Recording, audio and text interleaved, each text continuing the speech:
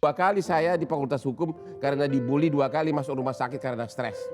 Tapi memang saya lulus paling cepat 3,5 tahun. Karena prestasi saya yang begitu bagus, penulis KUH Perdata kita, Profesor Subekti kirim saya ke Mahkamah Agung. Kirim saya ke Bank Indonesia. Di Bank Indonesia. Disitulah traumanya terjadi. Dibully lagi? Karena apa? Nggak cocok itu profesi sama saya. Memang calon pimpinan. Tapi saya lihat nggak bisa kaya di sana gitu loh. Akhirnya gue stres. Ngikuti pendidikan accounting, hukum dagang yang gue nggak ngerti. Karena di kelas itu dibully, dibilang gue seolah-olah idiot. Nah bulinya ini bentuknya seperti apa? Dikatain? Diketawain. Jadi kalau kita lagi secara verbal ya? Ya, karena kita udah stres kan. Iya. Udah stres, udah dibilang ya katanya juara dulu, tahu ya begitu kan ya? Iya. Karena kita udah stres. Gua kan dari Fakultas Hukum mana ngerti neraca sama hitung dagang sama accounting. Betul. Dan gua nggak mau ngikutin. Itu benar-benar dibully tiap hari sama teman kelas. Dan jangan lupa loh, tanpa sadar justru orang tua lah yang paling sering membuli anaknya tanpa sadar. Betul. Saya ngalamin sendiri itu. Contohnya seperti apa? Contohnya, karena saya selalu juara, setiap anak saya itu kurang nilainya, ngeledeknya itu gua habis-habisan. Dan tanpa sadar, kalau karena orang yang dihormati membuli, itu anak bisa stres loh. Betul. Itu paling bahayanya, makanya banyak anak bunuh diri. Betul. Di luar negeri pun banyak sekali kasusnya ya sampai bunuh diri. Justru orang tua atau orang serumah, itu yang paling bahaya. Makanya kalau orang bule, kalau kita lihat pertandingan ya, ada anak-anak yang kalah atau kurang, orang bule itu selalu bilang, sorry, you can do it. Go ahead, you can do it katanya. Malah didorong. Kalau kita kan, jelek, monyong lu, bodoh lu gitu loh. Iya betul. Tanpa sadar itu sangat mempengaruhi. Mempengaruhi jiwa anak. Betul. Dari situlah saya tahu ini karena saya belajar. 3 anak saya sudah jadi semua lulusan Fakultas Hukum Inggris. Tapi itu prosesnya panjang. Gaya gue yang urakan itu sering menyakitin anak. 9 puluhan miliar. Lu bawa cowok dekil begini, lu ngapain sih lo? Loh ini. Coba lihat. Ini lu pemakai apa sih? Anti Lu narkoba. pemakai bukan? Tatoan tapi nggak pakai narkoba. Atau ada. Waduh. Tapi kok kurus begini? Ini siapa sih namanya? Ini Young Lex Pak Bos. Masa Pak Bos nggak tahu sih? Udah tua. Oke, tapi gue mau tanya, penasaran deh. Lu kan sudah banyak duit. Emang cewek suka badan kayak gini, kayak dekil begini coba? Ini kan dekil coba. Coba lihat deh. Iya coba. Kalau gue sih jijik gitu loh. Gimana? Menurut kau gimana? Ya mungkin. Pengalaman kamu gimana? Banyak nggak kau diburu wanita, tante-tante, mak-mak, nenek-nenek gara-gara ini? Coba. Enggak tante-tante juga sih bang. Hah? Yang sumuran juga. Cuma Banyak juga? Ada aja. Kalau semakin tinggi padi, anginnya pasti semakin kencang kan. Pasti banyak juga yang bully, apalagi sosial media. Ya penindasan mental apa? Betul. Apa yang paling kasar dibilang sama kamu? Paling kasar kayak gimana tuh? Dibilang kau jelek lah, hitam, dekil. Wah itu mah sans. Apa? Itu mah santai. Kalau ngina-ngina fisik dan itu udah Sans. kebal. Itu sans. Sans itu santai bang. Oh sans. Nah.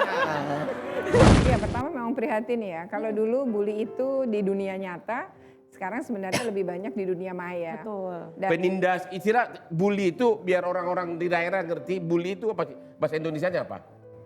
bully itu ya kalau dalam bahasa Indonesia bisa disebut penindasan. Menindas mental orang begitu kan? Betul. Oke. Biasanya dilakukan oleh 1 atau lebih orang dan tujuannya memang untuk membuat mental yang dibully itu jatuh, dan itu bisa dalam bentuk kekerasan, bisa dalam bentuk ancaman gitu ya, bisa dalam bentuk kata-kata. Tetapi kalau bully itu syaratnya harus berulang.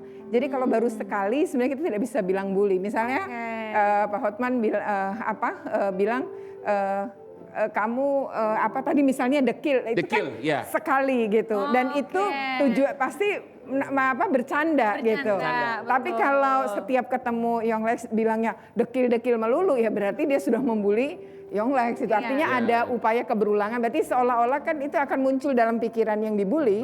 Itu adalah kebenaran. Kalau cara KPAI menangani kasus-kasus seperti ini gimana tuh ya Bu? Ya sebenarnya KPAI pertama kami lembaga pengawas ya. Kalau di dalam konteks Undang-Undang Perlindungan Anak Undang-Undang Nomor 35 tahun 2014. Nah di dalam undang-undang ini di pasal 76 kami memang memiliki tusi tadi ya sebagai pengawas. Nah bagaimana kami melakukan pengawasan? Pertama dapat laporan.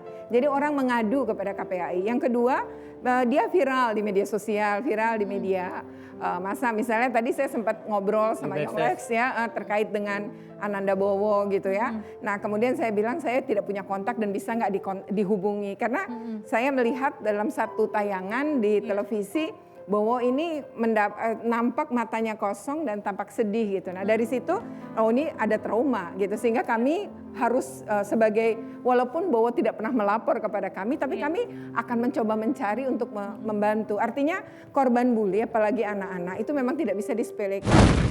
Nah dia memilih menjilat WC di mana hukuman? Itu di Dimana Sumatera itu? Utara. Waduh. Menjilat WC.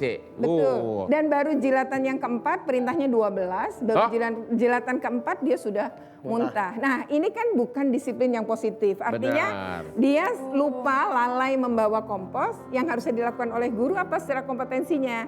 Hukuman positif itu bisa besok kamu tetap bawa tapi 2. Kalau teman yang lain 1 kantong, kamu 2 kantong, itu kan juga hukuman. Tapi kan tidak membuat trauma. Terakhir nih untuk para pemain dari Aib Cyberbully, apa sih yang bikin film ini harus ditonton oleh masyarakat? Boleh ngomong sama pemirsa? Karena film ini juga termasuk ada edukasinya. Dan belum ada film sebelumnya. Dan belum ada film sebelumnya. Jadi cocok untuk orang tua ya. Yang gitu. membahas tentang bully. Karena bully itu sekarang udah Bahaya parah, media sosial udah banget. sangat bahaya. Ya di Gitu. cyber, di mana-mana udah bahaya banget. Ya. Bisa sampai bunuh diri. Jadi harus ditonton banget filmnya. Harus ditonton banget. Tanggal 2 Agustus ya? 2 Agustus 2018. 2 Agustus. Oke, 2 Agustus 2018 di bioskop kesayangan pemirsa semua.